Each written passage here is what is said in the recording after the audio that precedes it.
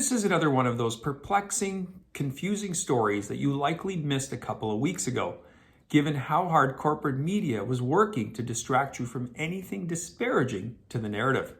The story in question is the one Victoria, Australia's Umbrella News ran, headlined, How the Hermit Kingdom Became the World's Control Group for the Largest Vaccination Trial Ever. Now, for those of you thinking at first that this story is about North Korea, not so, my friends. But not surprising, given that the media refers to North Korea as the Hermit Kingdom. Here, however, the term is referring to Western Australia.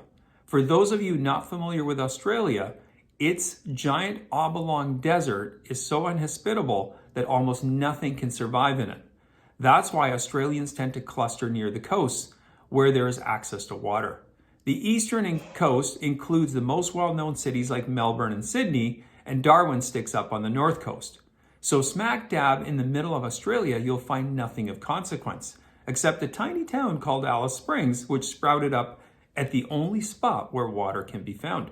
But Perth, a big city of 2 million people, along with a few nearby smaller towns making up about 4 million total souls, lies isolated on Australia's western coast, protected by a massive, impenetrable desert. All this to say that getting to Western Australia is nothing short of miraculous. There are very few ways to get there, so when the province locked down for COVID, they had possibly the best access control in the world. And as the article explained, Western Australia locked down hard, and they locked down early before COVID even got there. And Fauci would be proud, reached a 90% vaccine rate before it ever experienced the pandemic in the first place. Lucky them, getting to relive what it was like being a penal colony back in the old days. The story's news is that the province just released its vaccine surveillance report for 2021, when there was zero COVID there. And crikey, mate, the province experienced an exponential increase in adverse events, which had hospitals struggling to keep up with the carnage. Seems kind of odd. Zero COVID, with huge events at hospitals, huh? Now, I put a link in the notes, and it will take you to a handy-dandy official charts that were in the story, and which reported adverse events that were turned into Western Australia's Vaccine Safety Surveillance, or WABS system, which is their version of VAERS. According to Umbrella, after a careful review of the data, and again, this is official data, despite the near total absence of COVID cases in the second half of 2021, Western Australia media constantly and regularly reported that Western Australian hospitals were overwhelmed, right as adverse events peaked. So adverse events were peaking, hospitals overwhelmed, COVID at record lows. Overwhelmed by whom and with what? Couldn't have been folks with COVID, given, like we said, it was nearly absent. The highest month for adverse events reports was October, which, coincidentally enough, was the very same month workplace mandates were issued, vaccine eligibility was expanded to anyone 18 and over, and walk-in vaccinations came online. So odd, so strange. But they probably haven't looked into climate change. I mean, what else could it be, given that there were only 16 cases of COVID reported in that month of October? On October 31st, Western Australia Premier Mark McGowan told reporters that hospitals were under enormous pressure, but said it was baffling to understand why that was. Way above his pay grade, folks. After all, he's just a politician, not an expert like Dr. Fauci.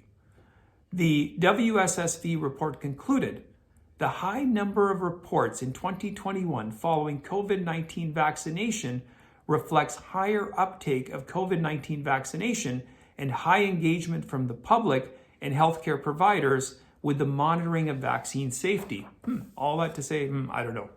In another one of those really odd coincidences, adverse events for COVID vaccines were reported in Western Australia at, get this, almost 24 times the rate of adverse events for all other vaccines combined. Makes sense though, given it was created at the record speed of science.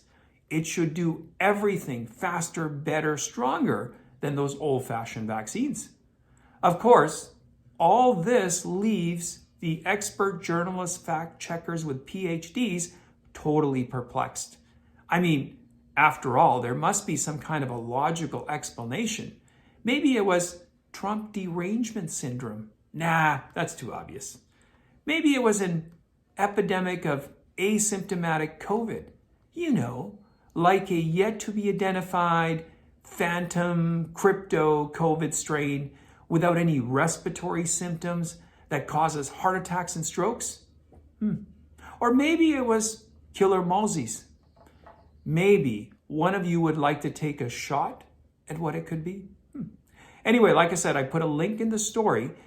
Quick little exercise you could do. If you have DuckDuckGo and Google, put the whole title of the story into both search engines and see the results. You'll be amazed. Google can't seem to find it anywhere. Yeah, really odd and strange. The only way Google seems to find umbrella news is if you just put umbrella news, but anything related to this story, nah, just like phew, absent, like, I guess, I don't know, COVID in that area. I don't know. Anyway, thanks for watching. I do appreciate it. Please post any comments you have in the comment section. You can also follow me on my Rumble on my Locals account. If you haven't yet subscribed to my channel, come on, get on board. Do so. Check out some of the past videos, share the comments, share this channel with other friends. I am trying to increase the subscribers, so help me out. See you next time.